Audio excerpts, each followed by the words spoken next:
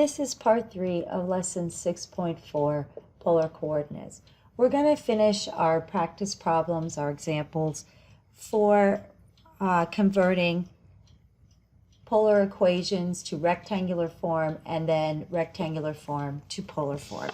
So we ended our last video with some basic polar equations and transforming them into rectangular form. First one was a circle, then we did a slanted line, which came from an angle, and then we looked at a vertical and horizontal line. Now the next one we're going to look at is r equals 3 sine theta. Now you might be tempted to think after what we just did in the last one that it is a horizontal line, but it is not. It's another form of the circle. So I'm going to show you how that works. So how I start this one is I want to multiply both sides by r. So I can have my r squared. And it does one other thing for me as well. This is a trick that you use often when you're working with polar coordinates. So if I multiply both sides by r, I have r squared equals 3r sine theta. Now I've done two things. I've made it easy to convert r into x squared plus y squared. And I've also created on the other side, here the r sine theta is y. Now I can see that I have a circle because I have x squared plus y squared, but I have the 3y on the other side. So I can use a method we've used before, which is completing the square to create the form of a circle that we recognize. And you probably did this in algebra too. So I'm going to keep my x squared the way it is, and my y squared, I'm now going to complete that square. So I'm going to take half of 3 and square it, which would be 2.25. So plus 2.25. And then, of course, whatever I add to one side, I have to add to the other. And then I can write it this way, x squared plus, and now I can factor this into y minus 1.5, or 3/2 squared, equals 2.25. So now I have a circle with center at 0, 1.5, and a radius of 1.5, the square root of 2.25.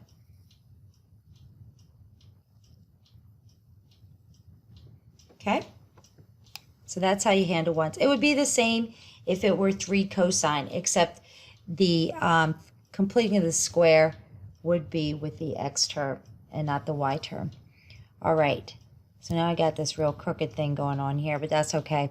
So the next one looks very complicated, but it's really not. Believe it or not, this is going to turn out to be a slanted line. And how this works is we're going to get rid of the fraction. So we're going to rewrite this as r times 2 cosine theta minus 3 sine theta equals 6. And now I'm going to distribute the r, so I have 2 r cosine theta, and remember r cosine theta is x, minus 3r sine theta, and r sine theta is y. So I actually made this 2x minus 3y equals 6. Now that's the standard form of a line, and you can leave it that way. You don't have to put it in slope-intercept form. You don't have to put it in y equals mx plus b. So here we have a line. So that was a lot simpler than it looked or seemed from the beginning. Now the last one is just a sideways parabola, and it gets a little messy. So this you just have to brute force through it. It's kind of similar to the last one. So we're going to get rid of the fraction. So we're going to have r times 2 minus cosine theta equals 2. distributing the r, we get 2r minus r cosine theta equals 2. Now r we can think of as the square root of x squared plus y squared, because r squared is x squared plus y squared, minus, and then you have an x here. Now that just looks real ugly, so the easiest thing to do is to move the x to the other side, square both sides,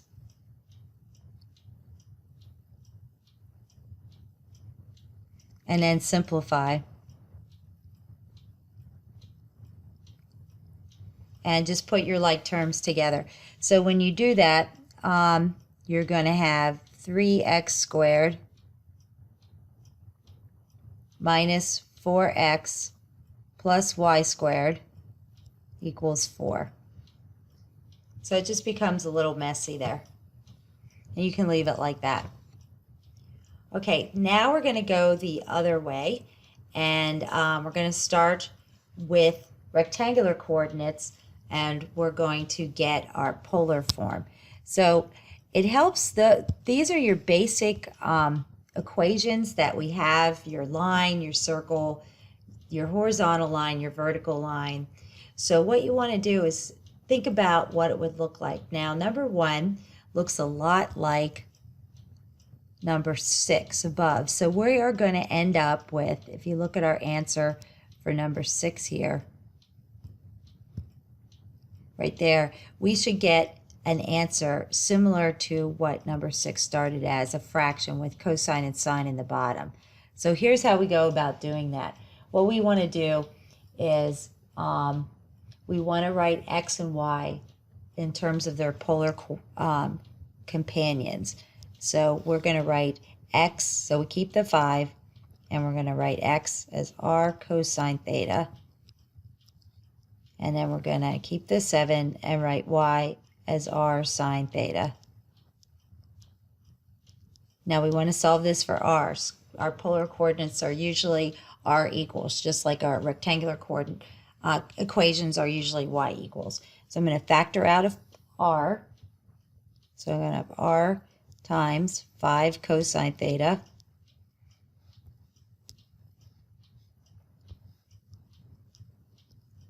plus 7 sine theta equals 12. Now all I have to do is just divide both sides by that parenthesis.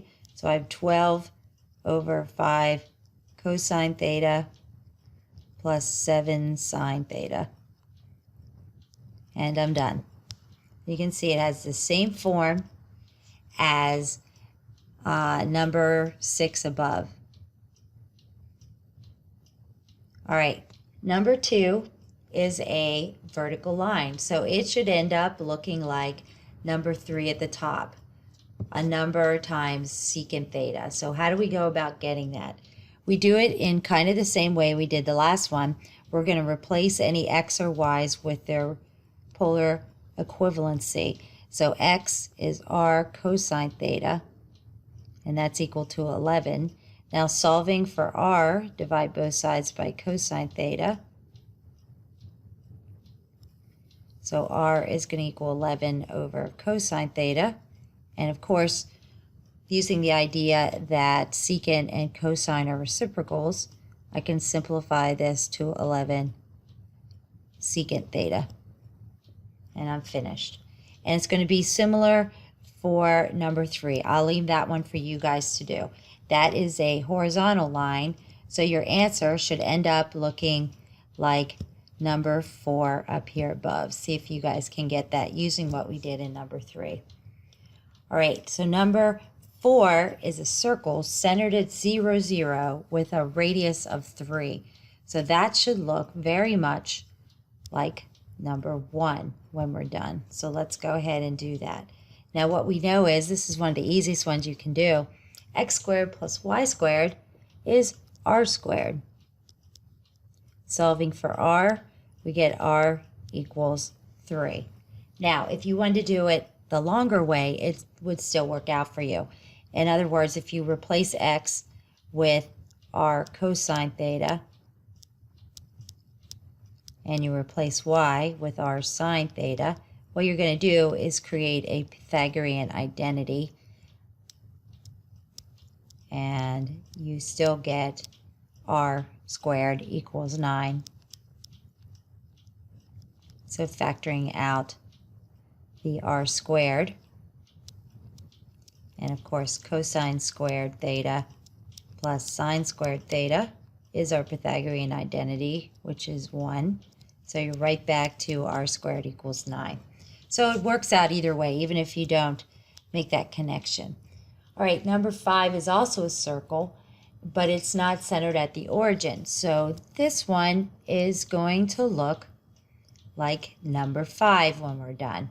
And again, it's going to be a sine equation because it's the y coordinate that is shifted here, not the x. Even though that's written in reverse order, I don't know why. It just is. So I am going to start by writing it in the other order, just so it looks a little more familiar.